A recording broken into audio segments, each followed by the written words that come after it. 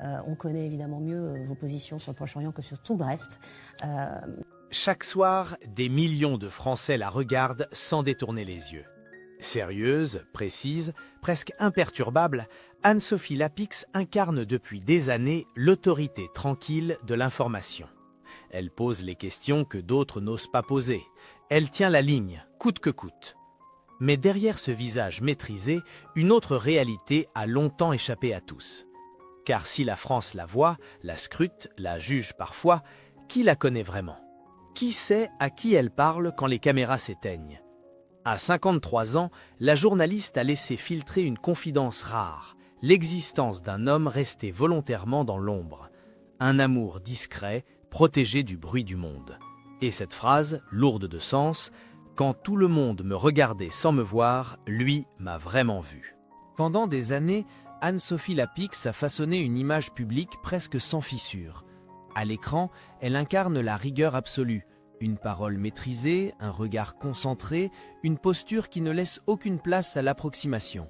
Chaque soir, elle représente une autorité tranquille, celle d'une journaliste qui ne transige ni avec les faits, ni avec la méthode.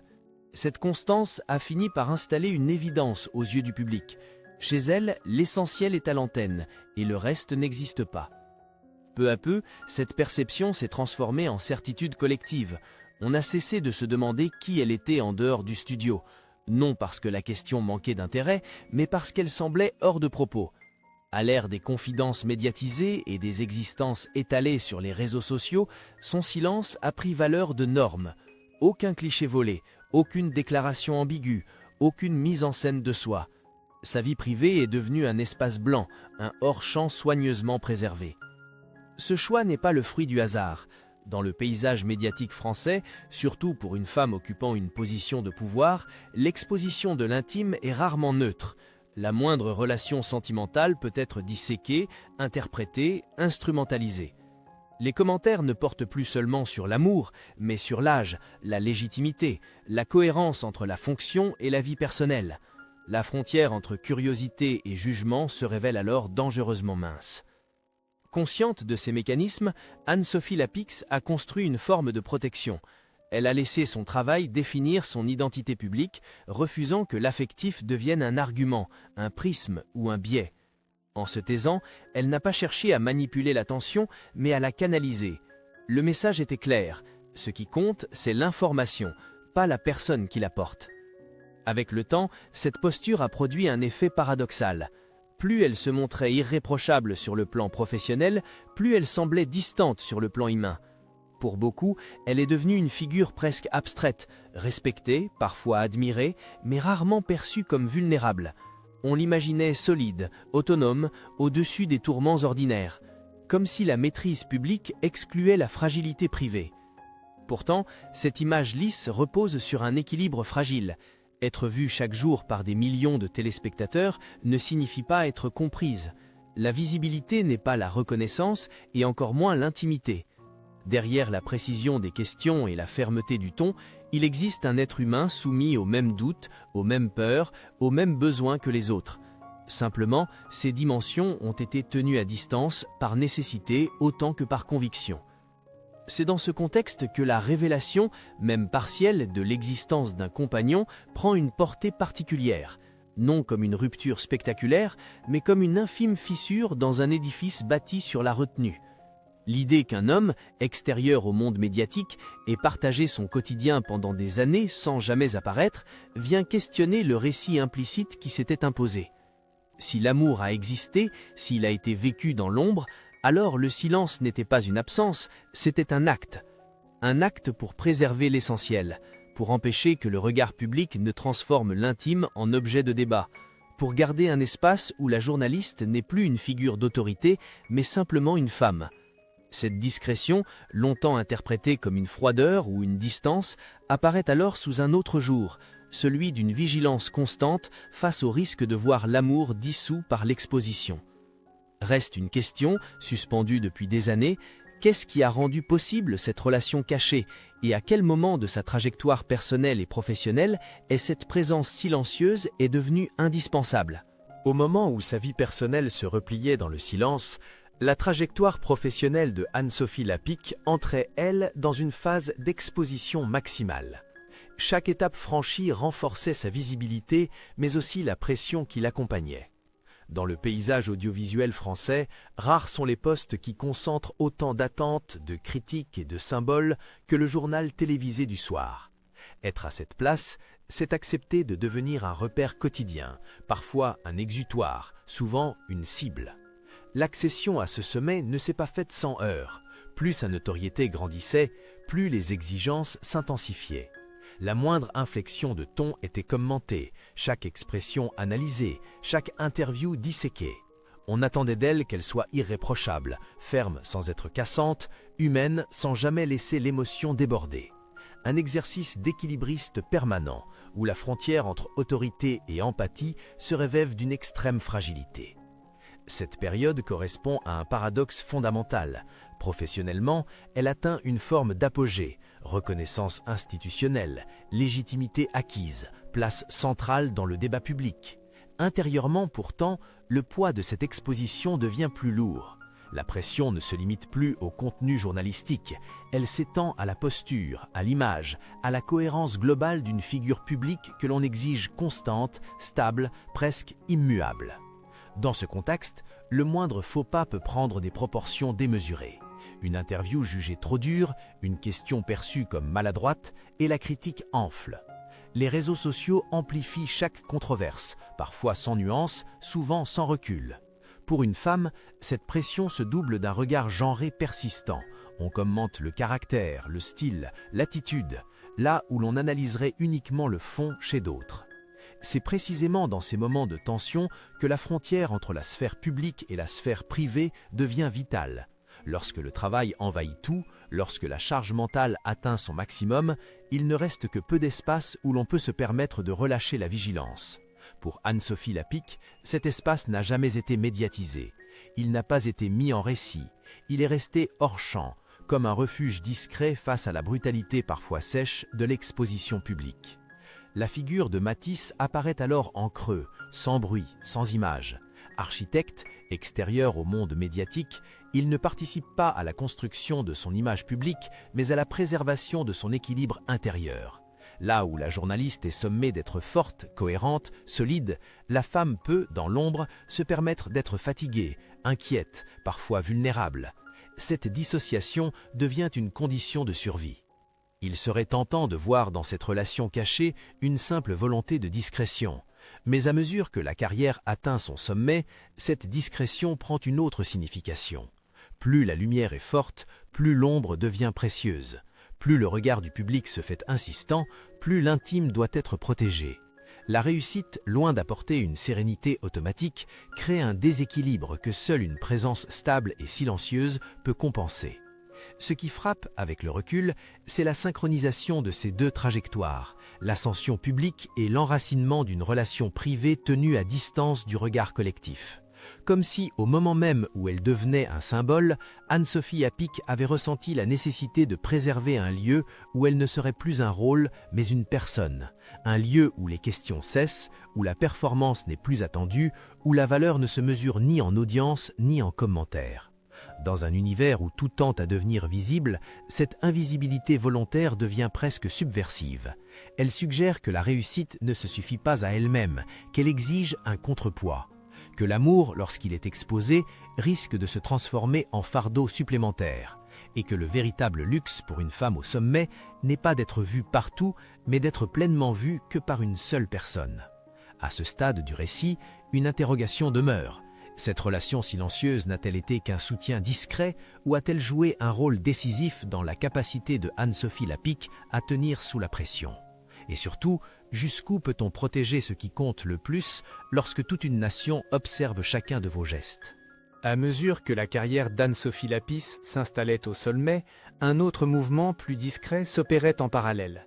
Un mouvement inverse, presque imperceptible, qui consistait à se retirer là où l'exposition devenait trop intense. Non pas fuir, mais délimiter. Non pas disparaître, mais protéger. C'est dans cet espace volontairement soustrait au regard public que s'est enracinée une relation tenue à l'écart, patiemment, méthodiquement. Le nom de Matisse n'apparaît nulle part dans les chroniques mondaines. Il n'est associé à aucune image officielle, à aucun événement médiatique. Architecte de profession, il évolue dans un monde où le temps long, la réflexion et la construction priment sur l'instantanéité. Cette différence n'est pas anodine. Elle dit quelque chose de la nature même du lien qui s'est tissé. Un lien qui ne se nourrit pas de visibilité, mais de présence. Un lien qui ne réclame pas d'être vu pour exister. Pourquoi ce choix radical de silence ? Pour beaucoup, l'hypothèse d'une stratégie médiatique pourrait sembler évidente. Mais chez Anne-Sophie Lapix, cette lecture ne tient pas. Tout dans sa trajectoire indique au contraire un refus de l'instrumentalisation de l'intime. Elle n'a jamais cherché à humaniser son image par des confidences calculées. Elle n'a jamais utilisé l'amour comme un levier de sympathie. Le silence n'est pas ici un outil, mais une conviction. Cette conviction s'est forgée dans un environnement où la moindre information personnelle peut devenir une matière première pour le jugement collectif. L'âge d'abord, celui d'une femme amoureuse après 50 ans continue de susciter des commentaires implicites, parfois condescendants, parfois intrusifs. La différence d'âge avec son compagnon, ensuite, 10 ans, un détail dans la vie réelle, mais un prétexte suffisant pour alimenter des récits simplificateurs lorsqu'il est exposé. Enfin, la position de pouvoir. Une femme visible, influente, est rarement autorisée à aimer sans que cela ne soit interprété. Face à ces risques, la décision de taire l'existence même de la relation prend une autre dimension. Elle devient un acte de résistance silencieuse. Refuser de livrer ce qui est le plus fragile, c'est aussi refuser que l'amour soit disséqué, commenté, évalué. C'est affirmer que certaines choses n'appartiennent pas à l'espace public, même lorsqu'on en est une figure centrale. Mais ce choix n'est pas sans coût. Garder le silence, c'est aussi accepter une forme de solitude narrative. Ne pas pouvoir dire, ne pas pouvoir expliquer, ne pas pouvoir corriger certaines perceptions. Aux yeux de beaucoup, Anne-Sophie Lapix est longtemps restée une femme seule, presque désincarnée, entièrement dévouée à son travail. Cette image, bien qu'inexacte, a été tolérée, voire entretenue, parce qu'elle garantissait la préservation de l'essentiel. Dans l'ombre, pourtant, la relation évolue. Elle n'est pas figée dans un romantisme abstrait, mais confrontée aux mêmes tensions que toute histoire durable. Les absences, les contraintes professionnelles, la fatigue, les périodes de doute. La différence réside dans l'impossibilité de les partager publiquement. Là où d'autres couples médiatisés peuvent trouver une forme de reconnaissance ou de soutien dans l'exposition, celui-ci avance sans témoin. Ce silence devient alors un espace de vérité paradoxale. Loin des récits idéalisés, il impose une exigence supplémentaire, celle d'être solide sans validation extérieure, aimer sans être regardé, soutenir sans être reconnu, exister sans trace. Pour Matisse, cette position implique une acceptation totale de l'ombre. Pour Anne-Sophie Lapix, elle suppose une confiance rare, presque radicale dans la valeur intrinsèque du lien. Plus le temps passe, plus cette discrétion s'apparente à une ligne de fracture entre deux mondes. D'un côté, l'espace public, bruyant, exigeant, parfois brutal. De l'autre, un territoire intime où les règles sont différentes, où la performance n'a pas sa place. Cette séparation n'est pas étanche, mais elle est nécessaire. Elle permet de tenir, de durer, de ne pas se laisser absorber entièrement par la fonction. C'est ici que le silence cesse d'être une simple absence de parole. Il devient un langage qui dit la peur de perdre ce qui compte le plus. La peur que l'amour, une fois exposé, se transforme en objet de projection. La peur aussi que le regard extérieur vienne perturber un équilibre déjà fragile. Dans cette perspective, se taire n'est pas se cacher, c'est prendre soin. Avec le recul, cette période apparaît comme une phase de tension intérieure, entre le désir légitime de vivre pleinement une relation et la nécessité de préserver une image professionnelle irréprochable. Entre l'envie d'être reconnue comme une femme aimante et la crainte de voir cette reconnaissance se retourner contre elle. Chaque choix implique un renoncement, et chaque renoncement renforce la détermination à protéger ce qui reste invisible. À ce stade, une question s'impose. Jusqu'où peut-on maintenir une telle séparation sans qu'elle n'engendre de nouvelles fractures ? Et surtout, qu'est-ce qui, un jour, pousse une femme aussi réservée à laisser filtrer, même brièvement, l'existence de cet amour tenu dans l'ombre depuis si longtemps ? Avec le temps, la séparation stricte entre la sphère publique et la sphère privée n'a plus été seulement une stratégie de protection. Elle est devenue une nécessité intérieure. car tenir dans la durée, sous l'exposition constante, exige davantage qu'une discipline professionnelle. Cela demande un point d'ancrage intime, capable d'absorber les secousses invisibles que la réussite inflige. Les périodes de tension n'ont jamais manqué. La charge mentale inhérente au rendez-vous quotidien de l'information, la pression de l'actualité, les polémiques qui surgissent parfois sans prévenir, les critiques répétées qui s'accumulent comme un bruit de fond. À force, ces éléments ne s'évanouissent pas à la fin de l'émission. Ils s'infiltrent, sédimentent, pèsent. Et lorsque la lumière s'éteint, il reste à porter ce poids, souvent seul. C'est là que la présence de Matisse prend une dimension déterminante. Non pas comme une figure héroïque, mais comme une constance.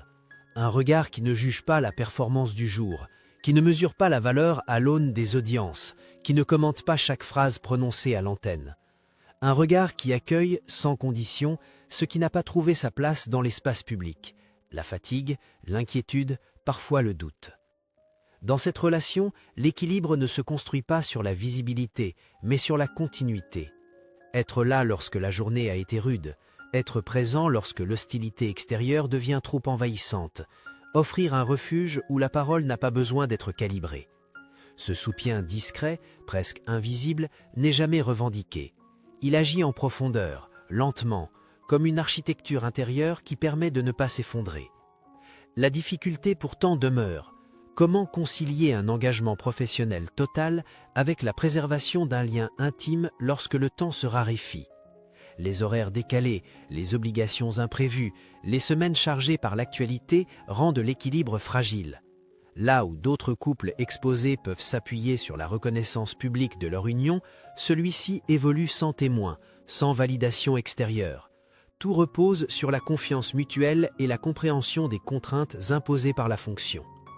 Cette configuration impose une maturité particulière. Elle exclut les démonstrations, les revendications visibles, les preuves sociales d'attachement.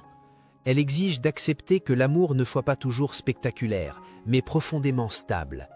Pour une femme habituée à la maîtrise et à la rigueur, ce type de relation offre un contrepoint essentiel. Un espace où on peut déposer l'armure sans craindre qu'elle ne soit utilisée contre soi. Progressivement, cette dynamique permet une forme de reconstruction silencieuse. Non pas une rupture avec le monde, mais une réconciliation avec soi-même. La capacité de continuer à être exigeante, ferme, engagée sur le plan professionnel, tout en se sachant soutenue dans l'ombre, transforme la manière d'affronter les tempêtes médiatiques. La solitude n'est plus totale, la vulnérabilité n'est plus synonyme de faiblesse. Ce cheminement modifie aussi le regard porté sur la réussite. Celle-ci ne se résume plus à l'occupation d'une place centrale, ni à la reconnaissance institutionnelle. Elle se mesure à la capacité de durer sans se perdre, à la faculté de préserver une part de soi intacte à l'abri du bruit et des attentes extérieures. Dans cette perspective, l'équilibre entre carrière et amour n'est pas un compromis, mais une condition de survie. À l'extérieur, rien ne change vraiment. L'image demeure maîtrisée, la posture reste ferme. Mais intérieurement, quelque chose s'est déplacé. La certitude de ne pas être réduite à un rôle, la conscience qu'il existe un lieu, un lien, où l'on n'est ni journaliste, ni symbole, ni figure publique, simplement une femme, aimée pour ce qu'elle est, et non pour ce qu'elle représente. C'est peut-être là que réside la clé de cette histoire tenue si longtemps dans l'ombre, non dans la volonté de cacher, mais dans celle de préserver un équilibre trop précieux pour être exposé. Un équilibre bâti sur la discrétion, la patience et la fidélité à l'essentiel. Et lorsqu'après des années, une parole se libère même brièvement, elle ne vient pas rompre ce pacte, elle ne révèle seulement son existence. Car à ce stade, une autre question se pose. Qu'est-ce qui, après tant de retenue, a rendu possible cette confidence ? Qu'est-ce qui a permis à une femme si attentive à ses frontières de laisser entrevoir, ne serait-ce qu'un instant, la vérité émotionnelle qui l'a soutenue depuis si longtemps? Après des années de retenue, la parole d'Anne-Sophie Lapix n'a pas surgi comme une révélation spectaculaire. Elle n'a pas pris la forme d'un aveu longuement préparé, ni d'un récit détaillé livré aux médias. Elle est apparue par fragments, presque à la marge, à travers une phrase, une intonation, une confidence mesurée. Rien de plus. Et pourtant, ces quelques mots ont suffi à déplacer le regard. Lorsqu'elle évoque cet homme resté dans l'ombre, ce n'est pas pour raconter une histoire d'amour au sens classique du terme. Elle ne parle ni de passion flamboyante, ni de moments romanesques. Elle parle d'une présence, d'un regard, d'une capacité rare à voir au-delà de l'image publique. C'est là que se situe la vérité émotionnelle de son témoignage. Une vérité simple, presque austère, mais d'une force singulière. La phrase qu'elle laisse échapper résonne comme un condensé de cette expérience intérieure. Quand tout le monde me regardait sans me voir, lui m'a vraiment vu. Derrière cette formulation, il n'y a ni amertume ni reproche adressé au public. Il y a un constat lucide. Être regardé n'est pas être reconnu. Être exposé n'est pas être comprise. Et dans ce décalage se loge souvent une solitude profonde, d'autant plus invisible qu'elle concerne des figures que l'on croit entourées. À plus de 50 ans, cette prise de parole prend un relief particulier. Elle ne correspond pas à une quête de légitimité affective, ni à un besoin de validation. Elle ressemble davantage à un geste de cohérence. Comme si, à un moment donné, il devenait nécessaire d'aligner l'image et l'être, même de façon minimale. Non pour tout dire, mais pour ne plus laisser croire que l'essentiel n'existe pas. Cette vérité émotionnelle n'annule pas le choix du silence, elle le confirme. Elle montre que l'amour, tel qu'elle l'a vécu, n'avait pas besoin d'être montré pour être réel, qu'il s'est construit loin des projecteurs précisément parce qu'il était fragile, précieux, irremplaçable.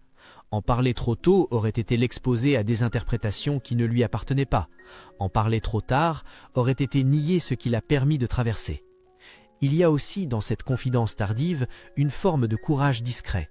Le courage de dire que la réussite professionnelle, aussi éclatante soit-elle, ne suffit pas à combler le besoin fondamental d'être vu pour ce que l'on est. Le courage d'assumer que la force publique cohabite avec une sensibilité privée. Et surtout, le courage d'affirmer que l'amour n'a pas d'âge normatif, pas de calendrier imposé. Ce moment de parole ne transforme pas Anne-Sophie Lapix en figure confessionnelle. Il ne bouleverse pas l'équilibre qu'elle a patiemment construit. Il l'éclaire. Il donne une clé de lecture nouvelle à des années de réserve, souvent interprétées comme de la distance ou de la froideur. Ce qui apparaissait comme une fermeture se révèle être une protection. Ce qui semblait être une absence d'affect se révèle être une fidélité profonde à l'essentiel. En définitive, cette vérité émotionnelle n'est pas une conclusion, elle est un point d'équilibre. Elle ne cherche pas à convaincre ni à émouvoir à tout prix. Elle invite simplement à reconsidérer le rapport entre visibilité et intimité, entre réussite et reconnaissance, entre regard et compréhension. Elle rappelle qu'au-delà des rôles, des fonctions et des images, il existe toujours une part de l'existence qui ne peut être validée que par une seule personne.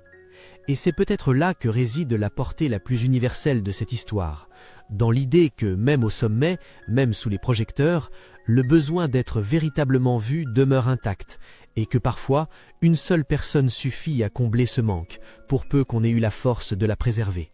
Au terme de ce parcours discret, Anne-Sophie Lapix apparaît sous un jour différent. Non pas transformée, ni révélée au sens spectaculaire du terme, mais rééquilibrée. L'image publique demeure intacte, rigueur, exigence, autorité. Pourtant, une autre dimension s'y superpose désormais, plus silencieuse encore, mais profondément humaine. Celle d'une femme qui a appris à protéger ce qui lui permettait de tenir. Son histoire n'est pas celle d'un renoncement à l'amour au profit de la carrière, ni celle d'une réconciliation tardive entre deux mondes opposés. Elle est celle d'un choix. Le choix de ne pas livrer l'intime en pâture à la curiosité collective. Le choix de préserver un espace où la reconnaissance ne dépend ni de l'audience ni de l'approbation. Le choix, enfin, de croire que la valeur d'un lien ne se mesure pas à sa visibilité. Dans une société saturée d'images et de récits personnels exposés en continu, cette retenue prend une dimension presque singulière. Elle rappelle que tout ne gagne pas à être montré, que certaines relations se renforcent précisément parce qu'elles échappent au regard des autres, que l'amour, lorsqu'il devient spectacle, court le risque de perdre sa fonction première, offrir un refuge, une compréhension, une présence. Le parcours d'Anne-Sophie Lapix interroge aussi le rapport que nous entretenons avec les figures publiques. Nous les observons, nous les commentons, nous projetons sur elles des récits souvent simplificateurs. Nous confondons visibilité et transparence, exposition et vérité. Or, cette histoire nous rappelle que même les visages les plus familiers restent en grande partie inconnus, et que cette part d'ombre n'est ni un mensonge ni une fuite, mais parfois une condition d'équilibre. À travers cette relation tenue dans la discrétion, se dessine une leçon plus large, presque universelle, celle de la maturité affective. Aimer sans démonstration excessive, soutenir sans chercher à être reconnu, accepter que l'essentiel ne soit validé que par un regard unique et non par une multitude anonyme. À plus de 50 ans, cette posture n'est pas un repli, mais une affirmation. La phrase qu'elle a laissée échapper résonne alors comme un point final, mais aussi comme une ouverture. Être vu sans être compris est une forme de solitude. Être compris sans être vu est une richesse rare. Entre ces deux pôles, Anne-Sophie Lapix a choisi son camp, celui de l'intime préservé, de la vérité silencieuse, de l'amour qui n'a pas besoin de preuves publiques pour exister. Et la question demeure, suspendue au-delà de son histoire personnelle. Dans un monde où tout semble devoir être partagé pour être réel, combien d'entre nous auraient le courage de garder pour eux ce qui les rend véritablement vivants ?